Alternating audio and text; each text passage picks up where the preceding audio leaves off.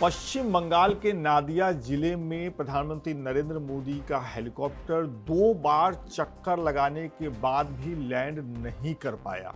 खराब मौसम की वजह से जहां ट्रेनें लेट हो रही हैं, जहां दूसरे हवाई जहाज कैंसिल हो रहे हैं, वहीं आज देश के प्रधानमंत्री नरेंद्र मोदी भी इसका शिकार बने। आपको पता ही है कि आज एक जनसभा को संबोधित करने के लिए प्रधानमंत्री नरेंद्र मोदी पश्चिम बंगाल के नादिया जिले में पहुंचे। वहां उनकी जनसभा होने वाली थी। कलकत्ता से उनका हेलीकॉप्टर उड़ा, लेकिन जहां लैंड होना था वहां धुंध इतनी ज्यादा थी, मौसम इतना खराब था कि आसमान में 2 बार चक्कर लगाने के बाद भी उनका हेलीकॉप्टर लैंड नहीं कर पाया। और इस वजह से उन्होंने पार्टी की जनसभा को फोन के माध्यम से संबोधित किया कोलकाता के हवाई अड्डे से। जब उन्होंने जनसभा को संबोधित किया तो खुद इस बात का जिक्र भी किया। सुनिए उन्होंने क्या कहा। कोहरे की वजह से वहां हेलीकॉप्टर उतरने की स्थिति नहीं थी, इसलिए मैं आपको टेलीफोन के माध्यम से संबोधित कर रहा हूं। इसके पहले कि हम आपको बताएं कि इस रैली में प्रधानमंत्री मोदी ने क्या क्या कहा, पश्चिम बंगाल की मौजूदा सरकार और वहां के मुख्यमंत्री पर कैसे हमले किए, ये बताते चलें कि इसी रैली में भाग लेने आए बीजेपी के 4 समर्थक और ट्रेन की चपेट में आ गए। उनकी मौत हो गई। एक व्यक्ति का इलाज अभी भी अस्पताल में चल रहा है, जो कि घायल बताया जा रहा है। हुआ ये कि ताहिरपुर स्टेशन है, इसी स्टेशन के पास ये रैली प्रस्तावित थी। जो जानकारी मिल रही है उसके मुताबिक कि ये जो 4 लोग थे वो रेलवे ट्रैक पकड़ के उस स्थल पे जहाँ पे सभा होनी थी वहाँ पहुँच रहे थे। तभी एक लोकल ट्रेन आई और ये उस ट्रेन की चपेट में आ गए। अब जब ये घटना हुई तो उसका जिक्र प्रधानमंत्री नरेंद्र मोदी ने अपने भाषण के शुरुआत में ही किया है। मुझे ये भी जानकारी मिली है कि रैली स्थल पर पहुंचते समय खराब मौसम की वजह से भाजपा परिवार के कुछ कार्यकर्ता रेल हादसे का शिकार हो गए हैं। जिन बीजेपी कार्यकर्ताओं की दुखद मृत्यु हुई है, उनके परिवारों के प्रति मेरी संवेदनाएं हैं।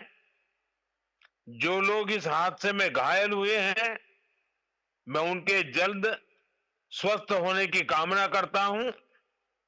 दुख की इस घड़ी में हम सभी पीड़ित परिवारों के साथ हैं। लेकिन मामला यहीं खत्म नहीं हुआ। टीएमसी सांसद हैं महुआ मोइत्रा, उन्होंने सोशल मीडिया साइट एक्स पर इस हादसे की तस्वीर शेयर की और बीजेपी पर निशाना साधा।